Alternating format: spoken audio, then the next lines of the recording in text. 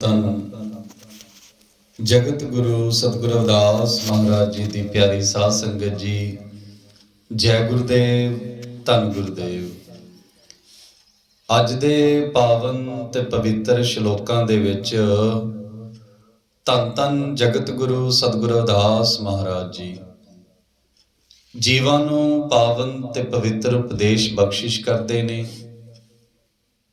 ਕਿ ਭਾਈ ਇਹ ਜੋ ਜਾਤਾਂ ਪਾਤਾਂ ਨੇ ਸੰਸਾਰ ਨੇ ਬਣਾਈਆਂ ਨੇ, ਉਸ ਪ੍ਰਮਾਤਮਾ ਦੇ ਦਰਬਾਰ ਦੇ ਵਿੱਚ ਕਰਮਾਂ ਦਾ ਹਿਸਾਬ ਹੋਣਾ ਹੈ, ਜਾਤਾਂ ਪਾਤਾਂ ਦਾ ਨਹੀਂ। ਕੋਈ ਜਾਤ ਵੱਡੀ ਨਹੀਂ ਜਿਉਂਦੀ, ਕੋਈ ਛੋਟੀ ਨਹੀਂ ਜਿਉਂਦੀ। ਸਤਿਗੁਰੂ ਰਵਿਦਾਸ ਮਹਾਰਾਜ ਜੀ ਫਰਮਾਉਂਦੇ ਨੇ ਕਿ ਭਾਈ ਹਰ ਇਨਸਾਨ ਪ੍ਰਮਾਤਮਾ ਦਾ ਹੀ ਅੰਸ਼ ਹੈ। ਐਸਾ ਕੋਈ ਜੀਵ ਨਹੀਂ ਹੈ ਜਿਸ ਦੇ ਵਿੱਚ ਪ੍ਰਮਾਤਮਾ ਨਾ ਵਸਦਾ ਹੋਵੇ। ਸਤਿਗੁਰੂ ਰਵਿਦਾਸ ਮਹਾਰਾਜ ਜੀ ਬਖਸ਼ਿਸ਼ ਕਰ ਰਹੇ ਨੇ, ਏਕੈ ਮਾਟੀ ਕੇ ਸਭ ਪਾਂਡੇ, ਏਕੋ ਸਿਰਜਨਹਾਰਾ। ਰਵਿਦਾਸ ਵਿਆਪੈ ਏਕੋ ਕਟ ਪੀਤਰ,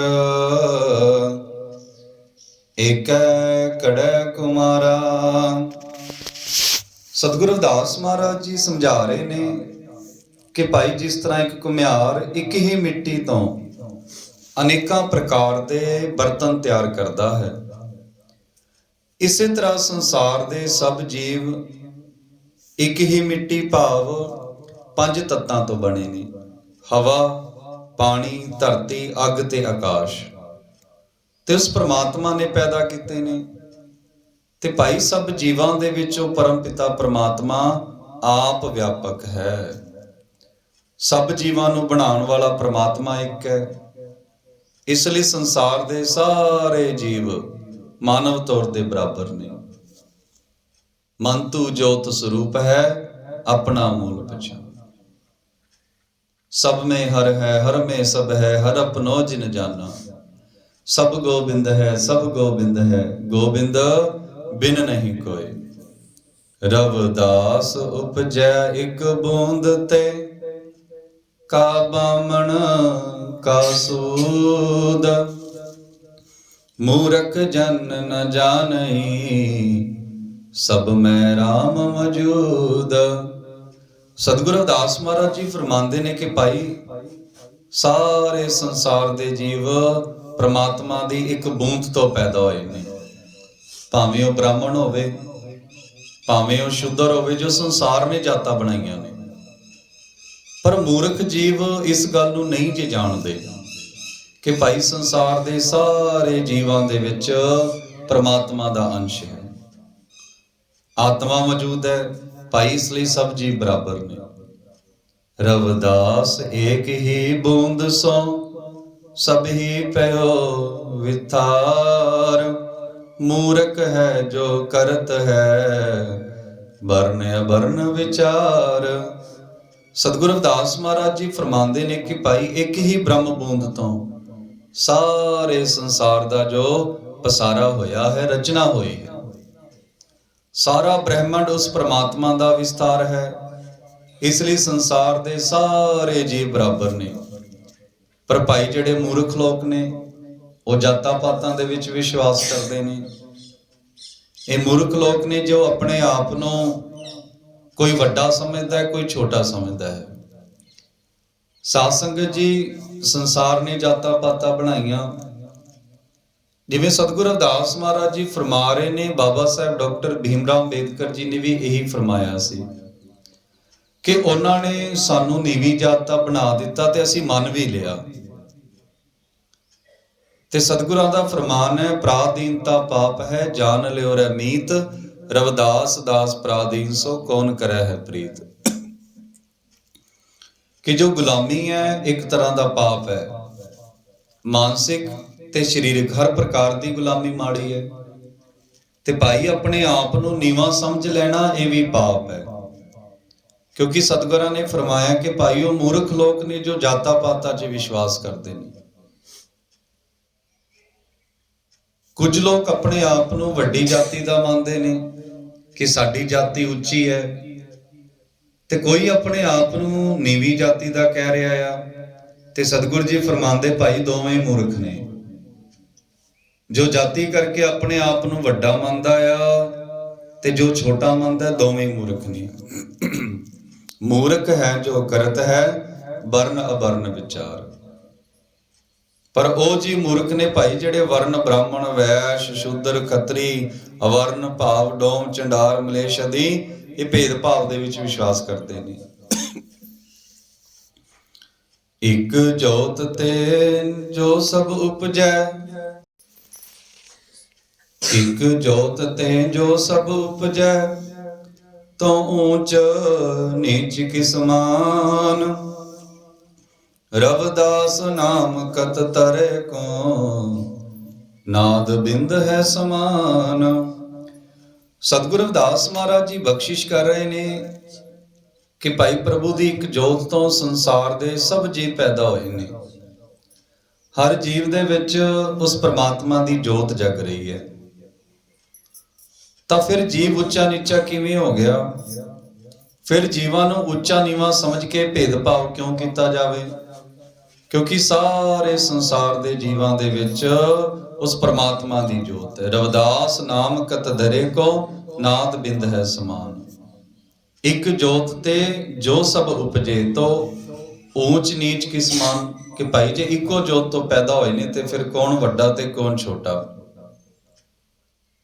ਕਿਉਂਕਿ ਸਾਰੇ ਜੀਵ ਨਾਦ ਅਤੇ ਬਿੰਦ ਤੋਂ ਪੈਦਾ ਹੋਏ ਨੇ, ਇੱਕ ਸਮਾਨ ਨੇ। ਰਵਿਦਾਸ ਏਕੈ ਬ੍ਰਹਮ ਕਾ, ਹੋਏ ਰਹੋ ਸਗਲ ਪਸਾਰ। ਏਕੈ ਮਾਟੀ ਸਭ ਕਟ ਸਿਰਜੈ, ਏਕੈ ਸਭਨੋ ਸਿਰਜਨਹਾਰ। ਸਤਿਗੁਰੂ ਰਵਿਦਾਸ ਮਹਾਰਾਜ ਜੀ ਫਰਮਾਉਂਦੇ ਨੇ ਕਿ ਭਾਈ ਇੱਕ ਬ੍ਰਹਮ ਦਾ ਸਾਰੇ ਸੰਸਾਰ ਦੇ ਵਿੱਚ ਵਿਸਥਾਰ ਹੈ। ਇੱਕੋ ਮਾਟੀ ਤੋਂ ਸਭ ਭਾਂਡੇ ਬਣੇ ਨੇ। ਭਾਵ ਹਰ ਜੀਵ ਦੇ ਵਿੱਚ 5 ਤੱਤ ਨੇ। ਸਭ ਜੀਵਾਂ ਦੀ ਰਚਨਾ ਕਰਨ ਵਾਲਾ ਉਹ ਪ੍ਰਮਾਤਮਾ ਇੱਕ ਹੈ। ਜਿਵੇਂ ਸਤਿਗੁਰੂ ਰਵਿਦਾਸ ਮਹਾਰਾਜ ਜੀ ਫਰਮਾ ਰਹੇ ਨੇ ਨਾ, ਤੋਹੀ ਮੋਹੀ ਮੋਹੀ ਤੋਹੀ ਅੰਤਰ ਕੈਸਾ। ਕਿ ਹੇ ਜੀਵ, ਤੇਰੇ ਵਿੱਚ ਤੇ ਪ੍ਰਮਾਤਮਾ ਦੇ ਵਿੱਚ ਕੋਈ ਭੇਦ ਨਹੀਂ ਹੈ। ਹਰ ਜੀਵ ਇਸ ਧਰਤੀ ਦੇ ਉੱਪਰ ਉਸ ਪਰਮ ਪਿਤਾ ਪ੍ਰਮਾਤਮਾ ਦੀ ਅੰਸ਼ ਹੈ। ਤੇ ਭਾਈ ਜਿਵੇਂ ਸਤਿਗੁਰੂ ਜੀ ਅੱਗੇ ਫਰਮਾ ਰਹੇ ਨੇ, ਤੋਹੀ ਮੋਹੀ ਮੋਹੀ ਤੋਹੀ ਅੰਤਰ ਕੈਸਾ, ਕਨਕ ਕਟਕ ਜਲ ਤਰੰਗ ਜੈਸਾ। ਜਿਵੇਂ ਸੋਨੇ ਤੇ ਸੋਨੇ ਤੋਂ ਬਣੇ ਗਹਿਣਿਆਂ ਦੇ ਵਿੱਚ ਕੋਈ ਫਰਕ ਨਹੀਂ ਹੈ। ਸੋਨੇ ਦੇ ਗਹਿਣੇ ਸੋਨੇ ਦਾ ਹੀ ਰੂਪ ਹੁੰਦੇ ਨੇ। ਤੋਹੀ ਮੋਹੀ ਮੋਹੀ ਤੋਹੀ ਅੰਤਰ ਕੈਸਾ, ਕਨਕ ਕਟਕ ਜਲ ਤਰੰਗ ਜੈਸਾ। ਕਿ ਭਾਈ ਜਿਵੇਂ ਜਲ ਤੇ ਤਰੰਗ, ਸਮੁੰਦਰ ਦਾ ਪਾਣੀ ਤੇ ਸਮੁੰਦਰ ਦੀ ਲਹਿਰ ਦੇ ਵਿੱਚ ਕੋਈ ਫਰਕ ਨਹੀਂ ਹੈ। ਕਿ ਥੋੜੀ ਦੇਰ ਉਸਦਾ ਆਕਾਰ ਅਲੱਗ ਹੋ ਗਿਆ ਆ, ਪਰ ਜਦੋਂ ਵਾਪਸ ਸੋਨੇ ਨੂੰ ਢਾਲਿਆ ਜਾਂਦਾ ਆ ਗਰਮ ਕਰਕੇ, ਤਾਂ ਸਾਧ ਸੰਗਤ ਜੀ ਉਹ ਸੋਨਾ ਉਸੇ ਤਰ੍ਹਾਂ ਹੀ, ਜੋ ਗਹਿਣੇ ਨੇ ਸੋਨਾ ਹੀ ਹੋ ਜਾਂਦੇ ਨੇ। ਤੇ ਜਦੋਂ ਲਹਿਰ ਸ਼ਾਂਤ ਹੁੰਦੀ ਉਹ ਪਾਣੀ ਹੋ ਜਾਂਦੀ ਹੈ।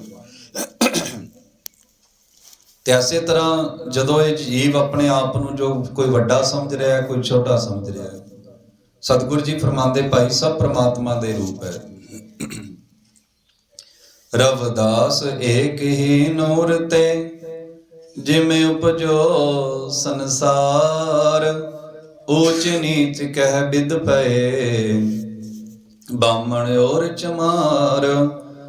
ਸਤਿਗੁਰੂ ਰਵਿਦਾਸ ਮਹਾਰਾਜ ਜੀ ਫਰਮਾ ਰਹੇ ਨੇ ਕਿ ਭਾਈ ਪ੍ਰਭੂ ਦੇ ਇੱਕ ਨੂਰ ਤੋਂ ਸਾਰੇ ਸੰਸਾਰ ਦੀ ਉਤਪਤੀ ਹੋਈ ਹੈ। ਸਾਰੇ ਜੀਵਾਂ ਵਿੱਚ ਉਸ ਪ੍ਰਭੂ ਦੀ ਜੋਤ ਹੈ। ਫਿਰ ਕਿਸ ਤਰੀਕੇ ਨਾਲ ਬ੍ਰਾਹਮਣ ਅਤੇ ਚਮਾਰ ਦੇ ਵਿੱਚ ਭੇਦ ਹੋ ਸਕਦਾ ਹੈ? ਭਾਵ ਬ੍ਰਾਹਮਣ, ਚਮਾਰ ਅਤੇ ਸੰਸਾਰ ਸਭ ਜੀਵ ਬਰਾਬਰ ਨੇ। ਸਾਧ ਸੰਗਤ ਜਿਸ ਪ੍ਰਮਾਤਮਾ ਦੇ ਦਰਬਾਰ ਦੇ ਵਿੱਚ ਜਾਤਾਂ ਪਾਤਾਂ ਦਾ ਹਿਸਾਬ ਨਹੀਂ ਜੀ ਹੁੰਦਾ। ਸਤਿਗੁਰਾਂ ਨੇ ਫਰਮਾਇਆ ਕਿ ਭਾਈ ਜਿਵੇਂ ਗੰਗਾ ਦੀ ਸ਼ਰਾਬ ਵੀ ਬਣਾ ਲਈ ਨਾ, ਭਾਰਤ ਦੇਸ਼ ਦੇ ਵਿੱਚ ਬਹੁਤ ਸਾਰੇ ਜੋ ਜੀਵ ਨੇ ਉਹ ਗੰਗਾ ਦੇ ਪਾਣੀ ਨੂੰ ਸ਼ੁੱਧ ਮੰਨਦੇ ਨੇ, ਕਿਉਂਕਿ ਬੜਾ ਜੜੀ ਬੂਟੀਆਂ ਦਾ ਪਾਣੀ ਹੈ। ਤੇ ਸਾਧ ਸੰਗਤ ਜੀ ਸਤਿਗੁਰੂ ਜੀ ਫਰਮਾ ਰਹੇ ਨੇ ਕਿ ਭਾਈ ਗੰਗਾ ਦੇ ਪਾਣੀ ਨੂੰ ਲੋਕ ਘਰ ਦੇ ਵਿੱਚ ਲੈ ਕੇ ਆਉਂਦੇ ਨੇ, ਸ਼ੁੱਧ ਮੰਨਦੇ ਨੇ। ਪਰ ਜੇਕਰ ਉਸ ਗੰਗਾ ਦੀ ਸ਼ਰਾਬ ਬਣਾ ਲਈ ਜਾਵੇ ਤਾਂ ਸੰਤ ਜਨ ਉਸ ਨੂੰ ਪੀਂਦੇ ਨਹੀਂ ਜੀ। ਭਾਵੇਂ ਉਹ ਗੰਗਾ ਪੂਜਣ ਯੋਗ ਹੈ, ਤਾਂ ਵੀ ਉਸ ਦੀ ਸ਼ਰਾਬ ਨੂੰ ਉਹ ਪੀਣਗੇ ਨਹੀਂ। ਤੇ ਅੱਗੇ ਸਤਿਗੁਰੂ ਜੀ ਫਰਮਾਉਂਦੇ, ਭਾਈ ਜਦੋਂ ਕਿਸੇ ਨਾਲੀ ਦਾ ਪਾਣੀ ਗੰਗਾ ਦੇ ਵਿੱਚ ਡਿੱਗਦਾ ਹੈ ਨਾ, ਉਹ ਗੰਗਾ ਦਾ ਹੀ ਰੂਪ ਹੋ ਜਾਂਦਾ ਹੈ। ਕਿ ਭਾਵ ਜੋ ਜਿਸ ਤਰ੍ਹਾਂ ਦੇ ਕਰਮ ਕਰਦਾ ਉਹ ਉਸੇ ਪ੍ਰਕਾਰ ਦਾ ਹੀ ਹੋ ਜਾਂਦਾ ਹੈ। ਕਿ ਭਾਈ ਜੋ ਚੰਗੇ ਸੰਗਤ ਦੇ ਵਿੱਚ ਰਹਿੰਦਾ ਹੈ, ਚੰਗੇ ਕਰਮ ਕਰਦਾ ਹੈ, ਸਤ ਸੰਗਤ ਮਿਲ ਰਹੀ ਹੈ ਮਾਧੋ ਜੈਸੇ ਮਧੂ ਮਖੀਰਾ, ਸਾਧ ਸੰਗਤ ਬਿਨ ਭਾਵ ਨਹੀਂ ਉਪਜੈ, ਭਾਵ ਬਿਨ ਭਗਤ ਨਾ ਹੋਏ ਤੇਰੀ। ਕਿ ਭਾਈ ਜੀ ਅਸੀਂ ਸਾਧੂ ਸੰਤਾਂ ਦੀ, ਸੱਚ ਦੇ ਮਾਰਗ ਤੇ ਚੱਲਣ ਵਾਲਿਆਂ ਦੀ ਸੰਗਤ ਕਰਾਂਗੇ, ਸਾਡਾ ਜੀਵਨ ਸਫਲ ਹੋਵੇਗਾ, ਸੰਤਾਂ ਵਰਗੇ ਗੁਣ ਵੀ ਸਾਡੇ ਵਿੱਚ ਆਉਣਗੇ। ਜੇਕਰ ਅਸੀਂ ਨਸ਼ਾ ਕਰਨ ਵਾਲਿਆਂ ਦੀ, ਜੂਆ ਖੇਡਣ ਵਾਲਿਆਂ ਦੀ, ਮਾੜੇ ਕਰਮ ਕਰਨ ਵਾਲਿਆਂ ਦੀ ਸੰਗਤ ਕਰਾਂਗੇ, ਸਤਿਗੁਰੂ ਜੀ ਫਰਮਾਉਂਦੇ ਭਾਈ ਫਿਰ ਅਸੀਂ ਵੀ ਮਾੜੇ ਰਾਹ ਤੇ ਤੁਰ ਸਕਦੇ ਹਾਂ। ਸਾਧ ਸੰਗਤ ਜੀ, ਸਤਿਗੁਰਾਂ ਨੇ ਸੰਗਤ ਦੀ ਮਹਾਨਤਾ ਨੂੰ ਬੜਾ ਦਰਸਾਇਆ ਆ ਕਿ ਭਾਈ ਜਿਸ ਤਰ੍ਹਾਂ ਦੀ ਸੰਗਤ ਹੁੰਦੀ ਹੈ, ਇਨਸਾਨ ਦੇ ਉੱਪਰ ਪ੍ਰਭਾਵ ਜ਼ਰੂਰ ਪੈਂਦਾ ਹੈ। ਪ੍ਰਮਾਤਮਾ ਨੇ ਪੈਦਾ ਕਰਨ ਲਈ ਕਿਸੇ ਦੇ ਵਿੱਚ ਭੇਦਭਾਵ ਨਹੀਂ ਕੀਤਾ। ਨਰਪਤ ਏਕ ਸਿੰਘਾਸਨ ਸੋਇਆ, ਸੁਪਨੇ ਪਿਆ ਭਿਖਾਰੀ, ਅਛਤ ਰਾਜ ਵਿਚਰਿਤ ਦੁਖ ਪਾਇਆ, ਸੋਗਤ ਪਈ ਹਮਾਰੀ। ਕਿ ਭਾਈ ਜਿਵੇਂ ਇੱਕ ਰਾਜਾ ਜਿਸ ਨੂੰ ਸਿੰਘਾਸਨ ਤੇ ਬੈਠੇ ਬੈਠੇ ਨੂੰ ਨੀਂਦ ਆ ਜਾਂਦੀ ਹੈ, ਤੇ ਨੀਂਦ ਦੇ ਵਿੱਚ ਉਹ ਦੇਖਦਾ ਹੈ ਕਿ ਦੁਸ਼ਮਣ ਦੇਸ਼ ਨੇ ਉਸ ਤੇ ਹਮਲਾ ਕਰਤਾ। ਹਮਲੇ ਦੇ ਵਿੱਚ ਉਸ ਨੂੰ ਗੁਲਾਮ ਬਣਾ ਲਿਆ, ਗੁਲਾਮ ਬਣਾ ਕੇ ਉਸ ਨੂੰ ਨਿਵਸਤਰ ਕਰਕੇ ਸਾਰੇ ਰਾਜ ਦੇ ਵਿੱਚ ਘੁਮਾਇਆ ਤੇ ਐਲਾਨ ਕੀਤਾ ਕਿ ਭਾਈ ਇਸ ਦੀ ਕੋਈ ਮਦਦ ਨਹੀਂ ਜੇ ਕਰੇਗਾ। ਜੇਕਰ ਕਿਸੇ ਨੇ ਇਸ ਦੀ ਮਦਦ ਕੀਤੀ, ਉਸ ਨੂੰ ਮੌਤ ਦੇ ਘਾਟ ਉਤਾਰ ਦਿੱਤਾ ਜਾਵੇਗਾ। ਰਾਜਾ ਸੁਪਨੇ ਦੇ ਵਿੱਚ ਬੜਾ ਦੁਖੀ ਹੈ, ਕੋਈ ਉਸ ਨੂੰ ਪਾਣੀ ਨਹੀਂ ਦੇ ਰਿਹਾ, ਕੋਈ ਅੰਨ ਨਹੀਂ ਦੇ ਰਿਹਾ, ਕੋਈ ਜਲ ਨਹੀਂ ਦੇ ਰਿਹਾ। ਕੁਝ ਕੁ ਦਿਨ ਰਾਜਾ ਭੁੱਖਾ ਰਹਿੰਦਾ ਆ, ਦਰ ਦਰ ਤੇ ਮੰਗ ਰਿਹਾ, ਕੋਈ ਉਸ ਦੀ ਮਦਦ ਨਹੀਂ ਜੇ ਕਰਦਾ। ਅੱਗੇ ਸਤਿਗੁਰੂ ਜੀ ਸਮਝਾ ਰਹੇ ਨੇ ਕਿ ਭਾਈ ਜਦੋਂ ਰਾਜਾ ਬਹੁਤ ਭੁੱਖਾ ਤੇ ਪਿਆਸਾ ਹੁੰਦਾ ਆ, ਇੱਕ ਮੰਦਿਰ ਦੇ ਵਿੱਚ ਜਦੋਂ ਕੋਈ ਲੰਗਰ ਚੱਲ ਰਿਹਾ, ਉੱਥੇ ਜਾ ਕੇ ਉਹ ਬੈਠ ਜਾਂਦਾ ਹੈ। ਤੇ ਸਾਧ ਸੰਗਤ ਜੀ, ਜਦੋਂ ਉਸ ਦੀ ਵਾਰੀ ਆਉਂਦੀ ਹੈ ਲੰਗਰ ਲੈਣ ਦੀ, ਉਸ ਦੇ ਹੱਥਾਂ ਦੇ ਵਿੱਚ ਜਦੋਂ ਲੰਗਰ ਆਉਂਦਾ ਆ, ਦੋ ਪਸ਼ੂ ਆਪਸ ਦੇ ਵਿੱਚ, ਦੋ ਸਾਨ ਆਪਸ 'ਚ ਲੜ ਪੈਂਦੇ ਨੇ, ਤੇ ਉਸ ਲੜਾਈ ਦੇ ਵਿੱਚ ਉਸ ਦੇ ਹੱਥ ਦੇ ਵਿੱਚ ਜੋ ਲੰਗਰ ਸੀ ਉਹ ਥੱਲੇ ਡਿੱਗ ਗਿਆ। ਤੇ ਇੰਨੇ ਚਿਰ 'ਚ ਕੁਝ ਕੁੱਤੇ ਆ ਕੇ ਉਹ ਲੰਗਰ ਨੂੰ ਖਾ ਜਾਂਦੇ ਨੇ, ਤੇ ਰਾਜਾ ਭੁੱਖਾ ਪਿਆਸਾ ਬੜਾ ਦੁਖੀ ਹੋ ਕੇ ਜ਼ੋਰ ਜ਼ੋਰ ਦੀ ਰੋ ਰਿਹਾ ਆ ਕਿ ਮੈਂ ਐਡਾ ਵੱਡਾ ਰਾਜਾ, ਮੇਰਾ ਭਿਖਾਰੀਆਂ ਵਰਗਾ ਹਾਲ ਹੋਇਆ ਪਿਆ ਹੈ, ਮੈਂ ਦਰ ਦਰ ਤੇ ਮੰਗ ਰਿਹਾ ਹਾਂ। ਤੇ ਜਦੋਂ ਸਾਧ ਸੰਗਤ ਜੋ ਜ਼ੋਰ ਜ਼ੋਰ ਦੀ ਰੋਂਦਾ, ਉਸ ਦੀ ਜਾਗ ਖੁੱਲ ਜਾਂਦੀ ਹੈ, ਤੇ ਉਹ ਕੀ ਦੇਖਦਾ ਹੈ ਕਿ ਭਾਈ ਉਹ ਸਿੰਘਾਸਨ ਤੇ ਹੀ ਬੈਠਾ ਹੈ। ਤੇ ਸਾਧ ਸੰਗਤ ਜੀ, ਇਹੀ ਸਾਨੂੰ ਸਤਿਗੁਰੂ ਰਵਿਦਾਸ ਮਹਾਰਾਜ ਜੀ ਸਮਝਾ ਰਹੇ ਨੇ ਕਿ ਭਾਈ ਉਸ ਪ੍ਰਮਾਤਮਾ ਨੇ ਜਨਮ ਦੇਣ ਲੱਗੇ ਸਭ ਨੂੰ ਰਾਜਿਆਂ ਵਰਗਾ ਜਨਮ ਦਿੱਤਾ ਹੈ। ਨਰਪਤ ਏਕ ਸਿੰਘਾਸਨ ਸੋਇਆ, ਸੁਪਨੇ ਪਿਆ ਭਿਖਾਰੀ, ਅਛਤ ਰਾਜ ਵਿਚਰਿਤ ਦੁਖ ਪਾਇਆ, ਸੋਗਤ ਪਈ ਹਮਾਰੀ। ਕਿ ਸਾਡੀ ਵੀ ਜੋ ਹਾਲਤ ਹੈ ਉਸੇ ਪ੍ਰਕਾਰ ਦੀ ਹੈ ਕਿ ਉਹ ਸਾਰੀ ਦੁਨੀਆ ਦਾ ਮਾਲਕ ਸਾਡੇ ਅੰਦਰ ਬੈਠਾ ਆ, ਤੇ ਅਸੀਂ ਦਰ ਦਰ ਤੇ ਭਟਕ ਕੇ ਉਸ ਨੂੰ ਲੱਭ ਰਹੇ ਹਾਂ। ਅੱਜ ਕਿਸੇ ਹੋਰ ਦਰ ਤੇ ਕੱਲ ਕਿਸੇ ਹੋਰ ਦਰ ਤੇ। ਸਭ ਕੁਛ ਘਰ ਮੈਂ ਬਾਹਰ ਨਾਹੀ, ਬਾਹਰ ਢੋਲੇ ਸੋ ਭਰਮ ਭੁਲਾਈ, ਜੈ ਕਾਰਨ ਤਟ ਤੀਰਥ ਜਾਈ, ਰਤਨ ਪਦਾਰਥ ਘਟ ਹੀ ਮਾਈ। ਕਿ ਭਾਈ ਉਸ ਪ੍ਰਮਾਤਮਾ ਨੇ ਸਾਨੂੰ ਅਵਤਾਰਾਂ ਵਾਂਗੂ ਜਨਮ ਦਿੱਤਾ ਆ, ਪਰ ਅਗਿਆਨਤਾ ਕਰਕੇ ਜਿਵੇਂ ਰਾਜੇ ਨੂੰ ਸੁਪਨੇ ਦੇ ਵਿੱਚ ਆਪਣੇ ਆਪ ਨੂੰ ਭਿਖਾਰੀ ਦੇਖ ਕੇ ਬੜਾ ਦੁੱਖ ਹੋਇਆ, ਪਰ ਜਦੋਂ ਜਾਗ ਆਈ ਦੇਖਦਾ ਮੈਂ ਰਾਜਾ ਹੀ ਹਾਂ। ਤੇ ਸਾਧ ਸੰਗਤ ਸੀ, ਜਿਸ ਜੀਵ ਨੂੰ ਅਗਿਆਨਤਾ ਦੀ ਨੀਂਦ ਤੋਂ ਜਾਗ ਆ ਜਾਂਦੀ ਨਾ, ਉਸ ਨੂੰ ਪਤਾ ਲੱਗਦਾ ਹੈ ਕਿ ਪ੍ਰਮਾਤਮਾ ਮੇਰੇ ਅੰਦਰ ਹੀ ਹੈ, ਤੇ ਕੋਈ ਵੱਡਾ ਨਹੀਂ ਹੈ, ਕੋਈ ਛੋਟਾ ਨਹੀਂ ਹੈ। ਤਿਰਗਤ ਜੋਨ ਅਚੇਤ ਸੰਭਵ, ਪੁਨ ਪਾਪ ਅਸੋਚ, ਮਾਨੁਖਾ ਅਵਤਾਰ ਦੁਲਭ ਤੇ ਹੀ ਸੰਗਤ ਪਹੁੰਚ। ਕਿ ਭਾਈ ਪ੍ਰਮਾਤਮਾ ਨੇ ਤੈਨੂੰ ਅਵਤਾਰਾਂ ਵਾਂਗੂ ਜਨਮ ਦਿੱਤਾ ਹੈ। ਸਾਧ ਸੰਗਤ ਜੀ, ਸਤਿਗੁਰੂ ਜੀ ਫਰਮਾਉਂਦੇ, ਭਾਈ ਜੋ ਟੇਡੀਆਂ ਜੂਨਾਂ ਵਾਲੇ ਜੀਵ ਨੇ ਨਾ, ਉਹਨਾਂ ਦੇ ਅੰਦਰ ਇੰਨੀ ਚੇਤਨਤਾ ਨਹੀਂ ਜੀ ਹੁੰਦੀ, ਉਹਨਾਂ ਨੂੰ ਚੰਗੇ ਤੇ ਬੁਰੇ ਦਾ ਨਹੀਂ ਜੇ ਪਤਾ ਹੁੰਦਾ। ਤਿਰਗਤ ਜੋਨ ਅਚੇਤ ਸੰਭਵ, ਪੁਨ ਪਾਪ ਅਸੋਚ। ਪਰ ਐਸੇ ਇਨਸਾਨ ਨੂੰ ਅਵਤਾਰਾਂ ਵਾਂਗੂ ਜਨਮ ਦਿੱਤਾ ਆ। ਉਸ ਪਰਮ ਪਿਤਾ ਪ੍ਰਮਾਤਮਾ ਨੇ ਸਾਨੂੰ ਸੋਝੀ ਬਖਸ਼ੀ ਹੈ, ਦਿਮਾਗ ਬਖਸ਼ਿਆ ਹੈ। ਤੇ ਸਾਧ ਸੰਗਤ ਜੀ, ਦਿਮਾਗ ਸੱਚ ਤੇ ਝੂਠ ਦਾ ਫਰਕ ਕਰਨ ਵਾਸਤੇ ਹੀ ਦਿੱਤਾ ਹੈ। ਪਰ ਸਤਿਗੁਰੂ ਜੀ ਦੇਖਦੇ ਨੇ ਕਿ ਭਾਈ ਇੱਥੇ ਸਾਰਾ ਜੋ ਸੰਸਾਰ ਹੈ ਉਹ ਜਾਤਾਂ ਪਾਤਾਂ ਦੇ ਵਿੱਚ, ਅਡੰਬਰਾਂ ਪਖੰਡਾਂ ਦੇ ਵਿੱਚ ਹੀ ਫਸਿਆ ਹੋਇਆ ਹੈ। रविदास एक ब्रह्म बूंद सो, सकल पसारा जान। सब उपजो एक बूंद सो, सभी एक समान। बामन और चंडाल में रविदास न अंतर जान। सब में एक ही जोत है, सब घट एक भगवान। साध संगत जी, सतगुरु जी फरमांदे भाई भावें कोई ब्राह्मण होवे भावें कोई चंडाल होवे, किसे च फर्क नहीं जी समझना चाहिए। सब जीवां दे विच परमात्मा दी जोत है। सब गोबिंद है, सब गोबिंद है, गोबिंद बिन नहीं कोई। एक नजर सो सबको देखे, सरसट का सिरजनहारा। सब घट व्यापक अलख निरंजन, कै रविदास विचारा। धन धन जगत गुरु सतगुरु रविदास महाराज जी अज साडे ते किरपा कर रहे ने।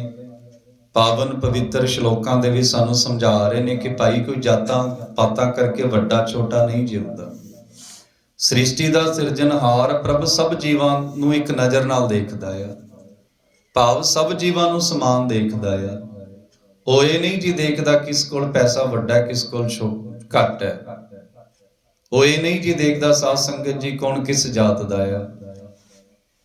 उत्थे कर्मां दा हिसाब होना है। धर्मराज जब लेखा मांगे क्या मुख लेके जाएगा। ते भाई वो प्रभु अलख जो लिखिया नहीं जे जा सकता।